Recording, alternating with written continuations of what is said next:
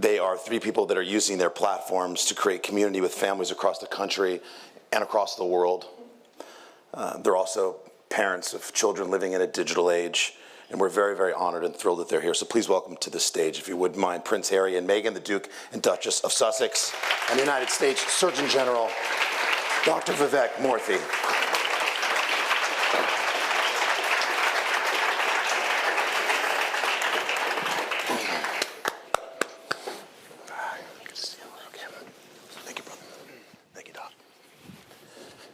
Well, thank you guys so much.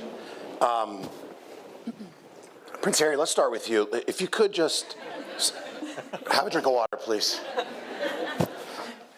If you could just give us all a little bit of the genesis of the families that we just heard from and how they intersected with your work at the Archwell Foundation. I think it's been about a year now.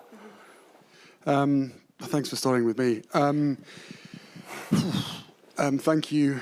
I can't start without thanking all the parents, the mothers and fathers that have been here today, for being with us physically here today, but also being on this journey for the last year and creating this community of shared experience.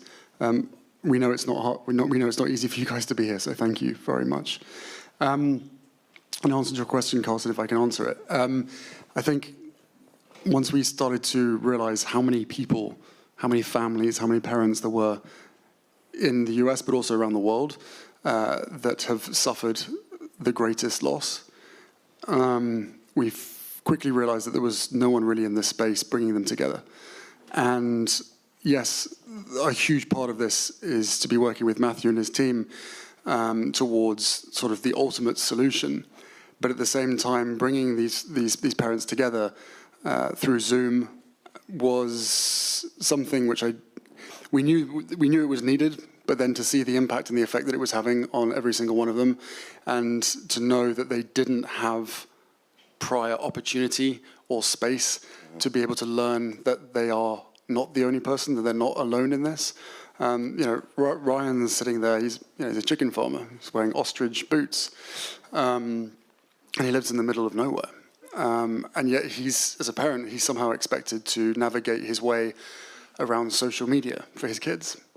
So I think for us, for myself and my wife, again, with kids growing up in a digital age, for us the priority here is to, again, turn pain into purpose and provide as much support as well as a spotlight and a platform for these parents to come together, to heal together, to grieve together, but also to collectively focus on a solution so that no other family anywhere has to go through what they've been through. It just doesn't seem fair. Yeah.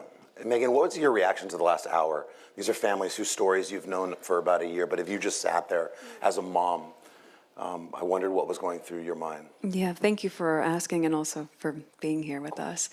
A year ago when we met some of the families, not all of them, at that time, it was impossible to not be in tears, as I'm sure so many of you have been today hearing these stories. You can hear the stories again and again and again. It's still going to have the same emotional impact because it's just that devastating.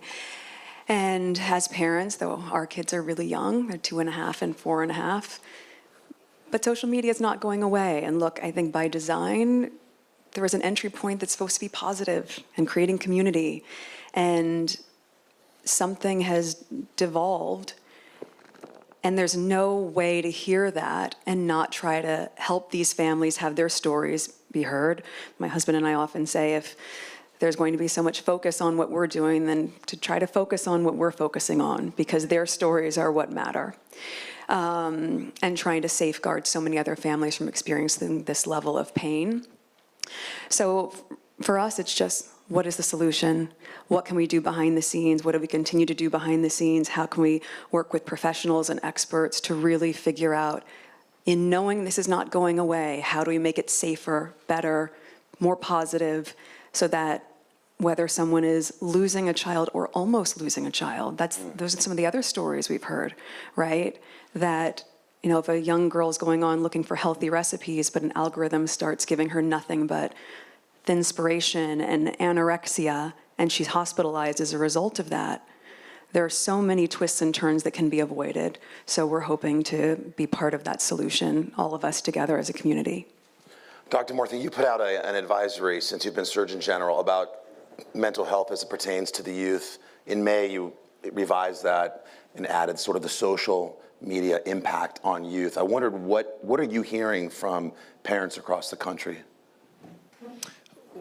Well, Carson, first, I just also want to recognize the power and bravery of the parents that we met today. Honestly, in hearing your stories, I couldn't help but think of my own children who are 5 and 7. And, as a child, I struggled a lot with my own mental health. Didn't talk about it very much until recently. My parents loved me dearly, but I never talked to them about it because I was ashamed. And I thought somehow I did something that was my fault. But I look at my own kids, and I worry about them.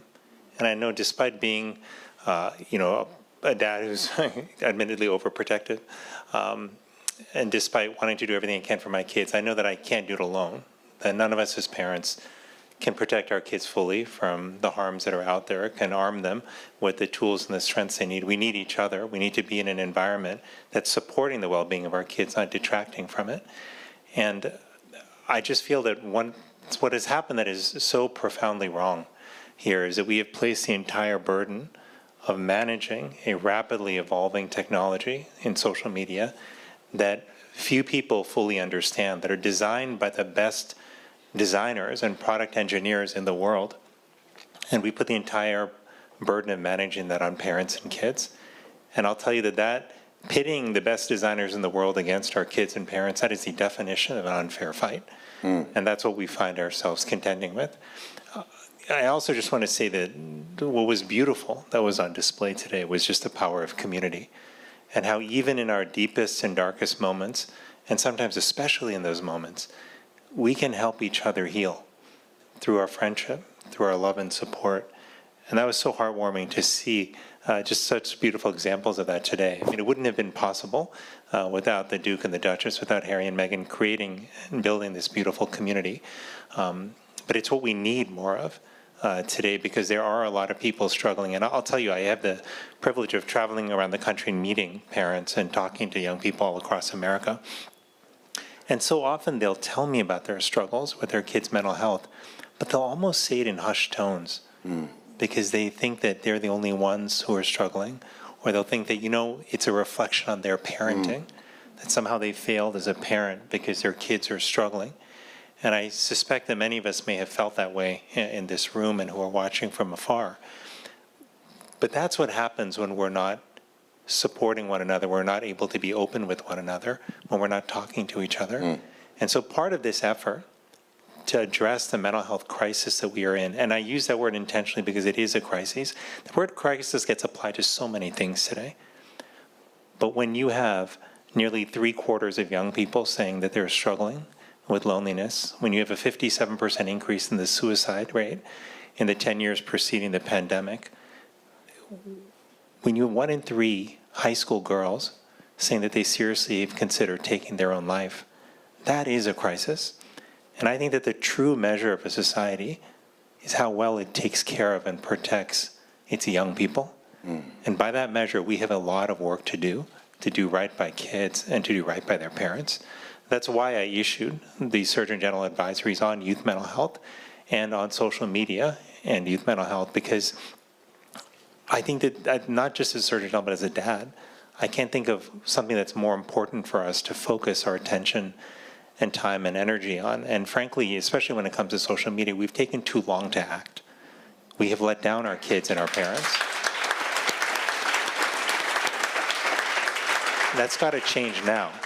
And it's why I'm doing everything I can, certainly in my capacity, but I know that we got to do this together. And this is where I think parents also have such a powerful role.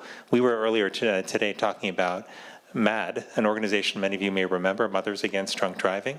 Meghan, I know you remember. Yeah, we remember the mom. Yes, and the talks that come to school. Yeah, it was and impactful. Hugely. And for those of who may not remember MAD, it was an incredibly powerful movement of mothers who said this drunk driving crisis that's leading so many of our loved ones to lose their lives, to be injured, to be disabled, we are going to do something about this. We're not going to accept this as just a price of modernity.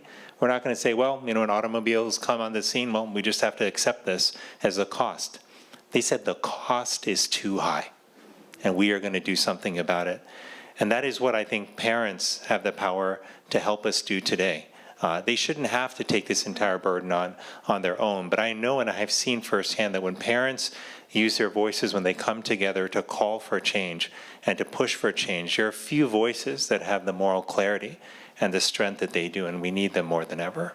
Meghan, for you, just finally, it seems like to us, you guys have so much on your plate, and I wonder, just as a mom of 2 young kids, after the stories that we heard today from these families that you have gotten to know over the past year and the work that Archwell's doing in this space, like where is this now, this social media as it pertains to the youth, your 2 kids' mental, where is that now on a priority list?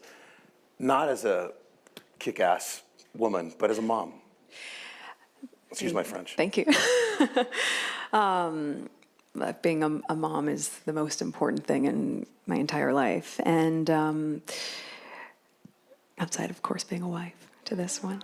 But I will say, I feel fortunate that our children are at an age, again, quite young, so this isn't in our immediate future.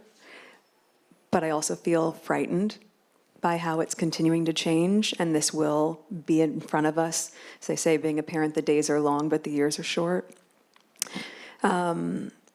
So it worries me, but I'm also given a lot of hope and a lot of energy by the progress we've made in the past year, being able to have these incredible parents, these survivors of this experience, to share their stories. It allows us to continue to learn, and the more information we have, the more information gathering we're able to do, the more we can have these high-level conversations and try to move the needle a little bit. Mm-hmm.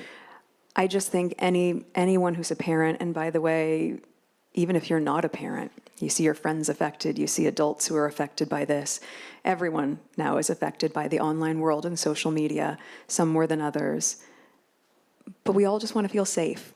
You want to feel community, you want to feel connected, especially post the pandemic, but you want to feel safe. And in that, I think so much of it can come down to, if someone is looking for something, please don't feed them the thing that they're not looking for that's going to harm them. The algorithms are very powerful, but I'm confident that with more ears and, as my husband said, awareness and visibility on what is really happening, that we can make some significant change together. Well, we're very lucky to get the visibility of you guys to put your attention to this. It's going to be immeasurably impactful.